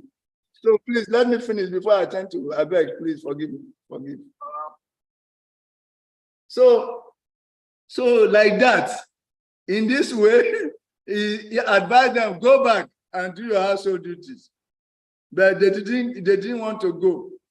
And they said, when a river flows into the ocean, how can you tell it to go back to where it's coming from? Is it possible? A river has already flown into the ocean, and you are saying that you go back to where you are coming from. How can I retract my step? It's not possible for us to go. Then Krishna smiled. Say, yes, you have arrived. In fact, I was just testing you. Let us start the rasa dance now. From nowhere, everybody got suddenly decorated, and the rasa dance started. Who decorated them? Who made the background is Yoga Maya. Yoga Maya decorated everyone, dressed everyone very sophisticatedly, and there was a rasa dance. So all the gopis have the same intense love for Krishna, and this is called symphony, the symphony of love. And there was a tumultuous rasa dance, and everybody danced all his hearts danced it out with the Lord, but still the Lord was beyond them, and they were looking at him, smiling, get infatuated. And that is the rasa dance that we also been invited to. So Srila Prabhupada is giving us the meaning of Ekatwam. He has given us the meaning of Ekatwam beyond the personalistic literatures. And now Srila Prabhupada gives the example of the drop of water and the ocean. That could be the next. He gave the example of the drop of water and the ocean. And this is popularly used in the personalist school. So when the river flows, okay, let's say the river and the ocean. When the river flows into the ocean and merge into the ocean, it doesn't come back. That is oneness. The individual rivers have merged into the ocean, so they have lost their individuality. So Srila Prabhupada is saying, or the Bhakti school is saying that, no, the river flows into the ocean, right? But it does not merge. The river goes to meet the ocean, but not to merge into the ocean. It goes to meet the ocean. So its individuality still remains, but it has gone to meet the ocean. And when you meet the ocean, what happens? When your individuality is still there and you go and meet the bigger individual, there is a service relationship. And that is a bhakta. The pure devotees do not become inactive after becoming pure devotees. They continue to serve the Lord. So they meet the Lord, not to merge with him. So this meeting is explained in this way. If you go to Srimad Bhagavatam, 3rd canto, 29th chapter, verse 11, Kavikanapura opened it for us. Meeting, not merging. This is the philosophy of the Bhaktas. Meeting, not merging. Don't let me hear the word merging again. Meeting. Meeting, not merging. So bring out the verse for us, Great Kavikanapura, please.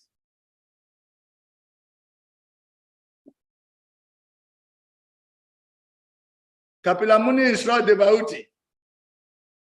Yes. What canto? What canto? 3rd canto, 29th chapter, verse 11. 10th canto.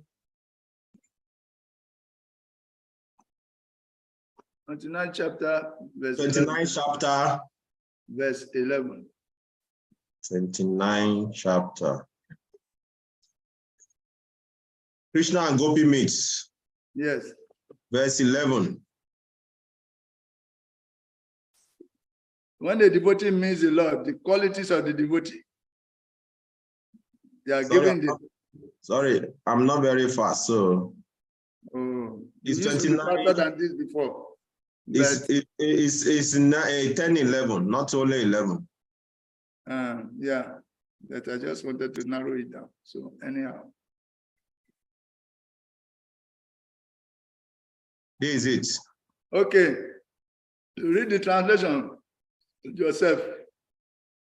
For those who could not go to see Krishna, intolerable separation from their beloved caused an intense agony that burnt away all impious karma. By meditating upon him, they realized his embrace and the ecstasy they then felt exhausted. The ecstasy they then felt exhausted their material piety.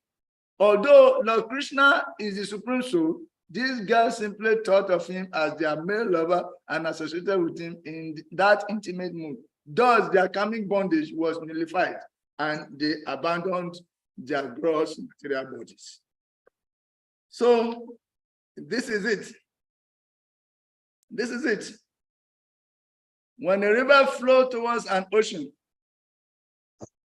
or just as a river flows into an ocean, the devotee's consciousness flows towards the Lord. Yes, this is from the Lord's perspective. But when the river flows towards the ocean, this is Kunti's perspective. Yes, when the river flows towards the ocean, two things happen. The river holds nothing back. When the river is flowing towards the ocean, it holds nothing back. It goes in totality. And nothing holds the river back. The force is so magnetic that nothing holds the river back, and the river holds nothing back, and it merges into the ocean. So by that token, when the devotee is going towards the Lord, he holds nothing back. The pure devotees hold nothing back. He gives all his heart. Just as the river moves towards the ocean, unconditionally. The devotee's mind goes towards Krishna unconditionally. Under any circumstance, the devotee is spontaneously attracted to Krishna. Nothing holds the devotees back. It means no external circumstances can stop a devotee from doing his devotional service. And this is the way of the pure devotees. For those who have really realized their real identity and their relation, nothing stops them. No external circumstance. Nothing holds them back. Not their family members, not any external circumstance, not their business, not any other circumstance. External circumstance can hold the devotee back. The devotee goes in to serve the Lord. Instead, we just eliminate, forget about every other thing, put them aside and go ahead to serve the Lord. This is it. Nothing holds the devotees back means no external circumstances can hold the devotee back. And the devotee holds nothing back means no internal commitment is so strong. That is the meaning. A devotee holds nothing back, is fully internally committed to serving the Lord. So no matter how difficult the circumstances, a devotee somehow or other keeps serving the Lord. Even we can remember the case of the South India Brahmana, who was so poverty-stricken. He didn't have the opulences to serve the Lord. So what did he do? In meditation. All those material, lack of material opulence and external circumstance. So, but I still have my mind. So can anybody take my mind away from me? Can somebody stop my mind from reaching to Krishna? So he engaged in this worship with his mind. And in his mind, he prepared elaborate preparations, including sweet rice. And he wanted to test whether the sweet rice was hot or not. Because sweet rice is usually offered cold. And he put his hand inside the sweet rice in meditation, and his hand got burnt.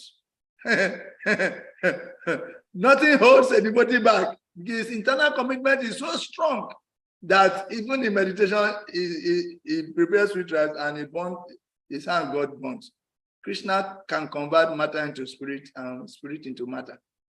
So no external circumstance, okay, can stop a devotee from serving the Lord. But devotees are so internally committed.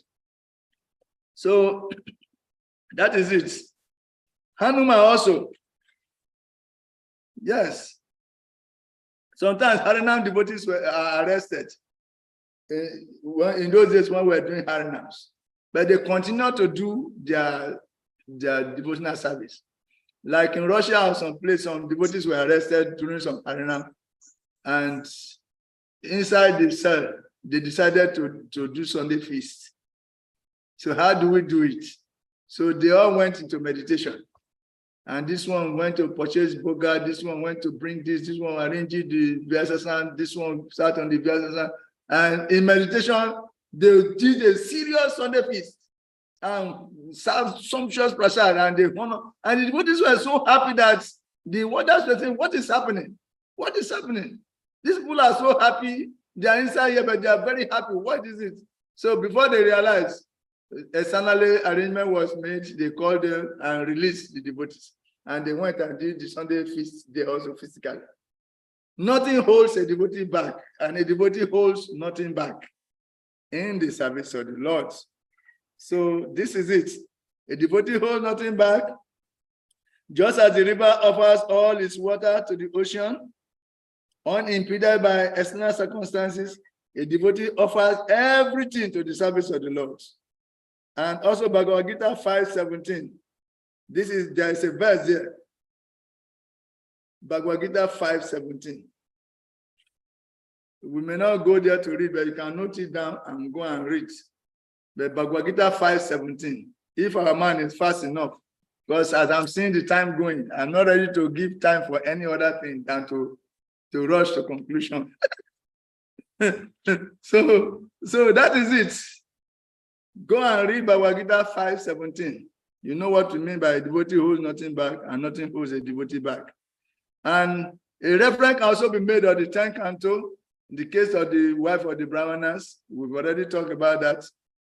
And we emphasize on meeting, but not merging.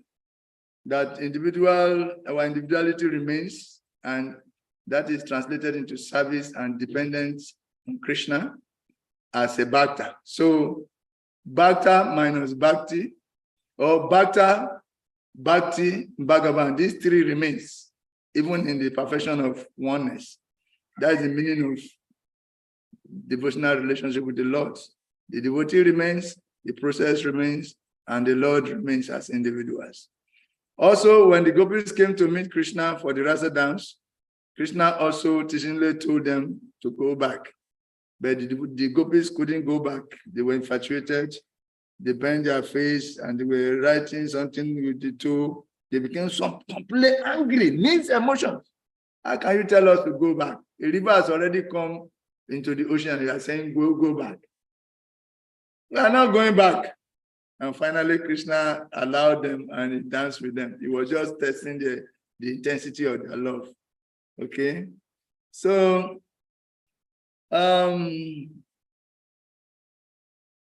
Krishna was so pleased with their pure devotion in the rasa dance, and he accepted their hearts and the pure devotion therein. He accepted their hearts, but encouraged them to go back, and after enjoying with them, he released them anyway. And the wife of the Brahmanas, he did not enjoy with them, but he accepted their hearts and he released them to go back to do their household work. So the point is that a Katwam is not so simplistic that the river just goes into the ocean and everything is finished. No, a Katwam in the Bhakti perspective is dynamic. It's not merging, but meeting. That when a pure devotee and the Lord meets, they both want to please each other and they do not merge, but they simply meet and serve. The devotee serves the Lord receives the service of the devotee and reciprocates it. So this is the actual meaning of this metaphor, that when two people meet, their individuality remains, but they become one in purpose. Okay? Looking further, the verse is talking about anupasyati. One perceives oneness. So what is that oneness? I will just be going fast till we conclude. Oneness is in the potentiality of the students, not the qualification of the teachers. So individually, we have to do our part so that we can evolve. So this anupasyataha, to see oneness is not difficult, but one cannot see the varieties within the oneness that is anupasyataha. One may see, please, if you are not the one speaking, you can mute. One may see everything in the darkness to be one, but when light comes, it sees a variety of forms. So this is the oneness of the devotees. Their individuality is maintained, as opposed to that of the personalists. There is variety within oneness in the devotional circle. And there will be difficult, there could be difficult differentiating objects when there is dark, but when the light comes, you can be able to see the differences. So now let us see. There is a way to see this proper perfection of anupasyata.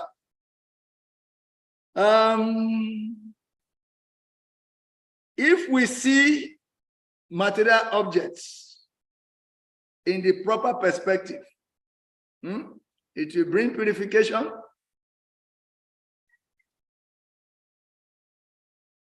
and even ecstasy. Purification at the beginning, but ecstasy in the end. But if we see material objects with material vision, it will bring bondage. If we see spiritual objects with material vision, it brings offenses. Then also, if we see spiritual object with spiritual vision, it brings ecstasy. So let us look at this very briefly. First, there is a verse in the Bhagavatam 558. Material objects plus material vision brings bondage. Go to Srimad Bhagavatam 5th canto, write it down and go and read it. 5th verse and 5th canto, 5th chapter and verse 8. That a man sees a woman.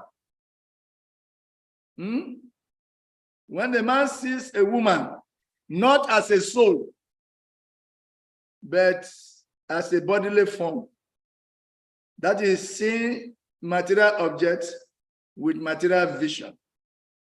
And a man sees a woman form, not as a spirit soul, but as a form, subject to his enjoyment. That is seeing material objects with material vision. And this kind of vision brings bondage. Seeing material objects with material vision brings bondage. So in the situation, what happens is that the man sees the woman as sex machine.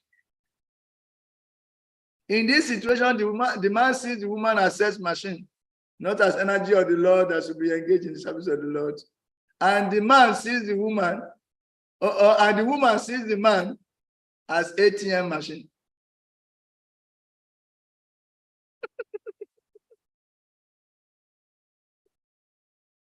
The man sees the woman as sex machine.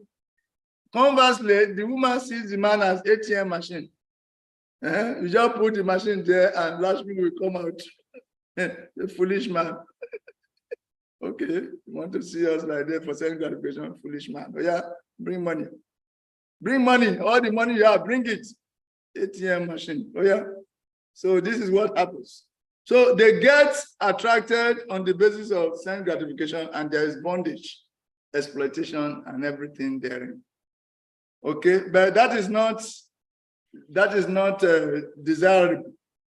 That is not desirable. The second vision or perception, second perception or second possibility is to see material objects with spiritual vision. Material objects for spiritual vision brings a purification. Here, utility is the principle. Yes, we have a lot of technological gadgets. When you see these gadgets with spiritual vision means you see the gadgets, but you see beyond the gadgets and try to relate them, engage them in the service of the Lord. That is the meaning of seeing material objects with spiritual vision.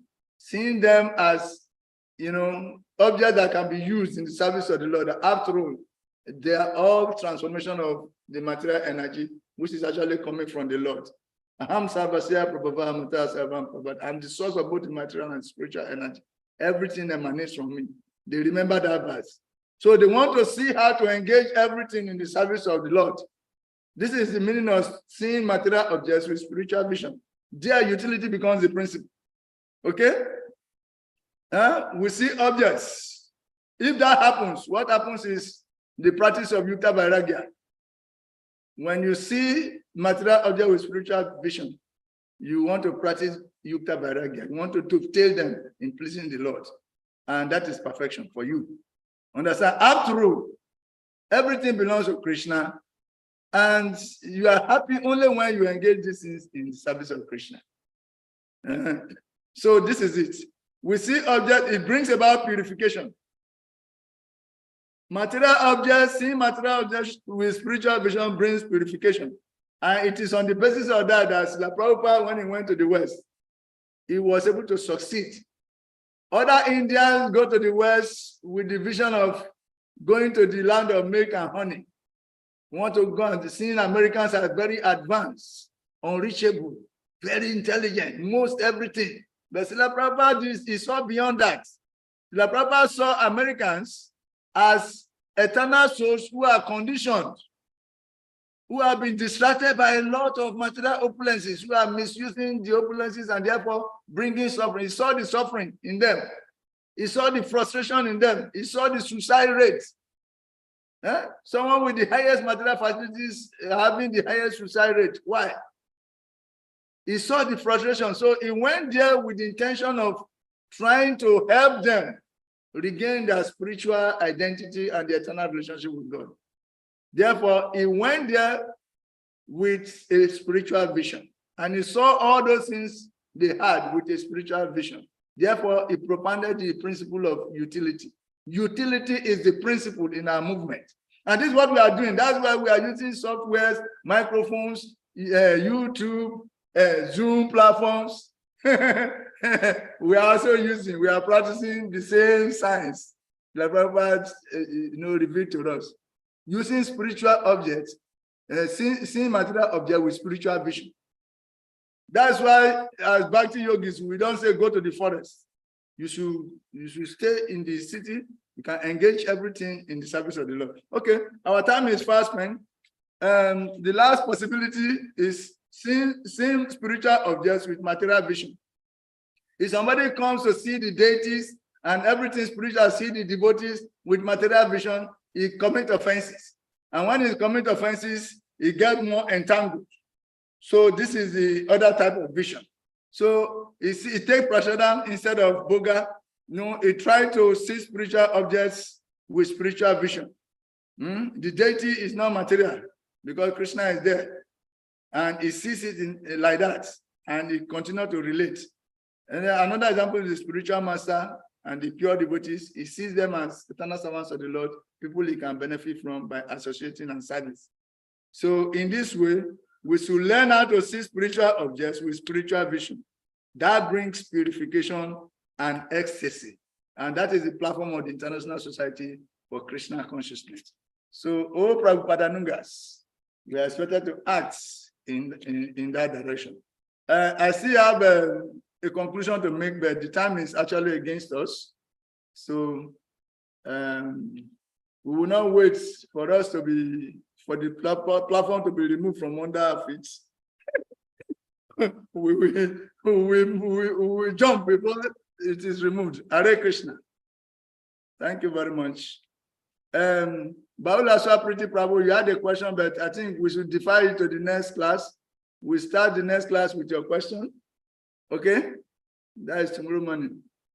Baula Swapriti Prabhu, you had a question, but we defer it to our next class. So we start the class with your question. Hare Krishna. Then we just do the conclusion before we start the next mantra. And that is what we are going to do. Hare Krishna. Thank you very much. It's co-founder Charya AC Bhakti Vedanta Swami Prabhupada Ki Jai. If you have questions, together also, so that we start with that. We put your question in the car park so that we can start from that, because the powerful guy is already there watching us. He's called His Grace Salika Prabhu. We are afraid of Salika.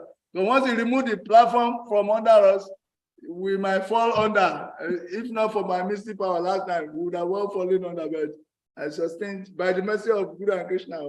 So pray for me so I can get more mystic power to sustain. Thank you very much. Hare Krishna. Hare Krishna. Hare Krishna. La Prabhupada Krishna. Jai.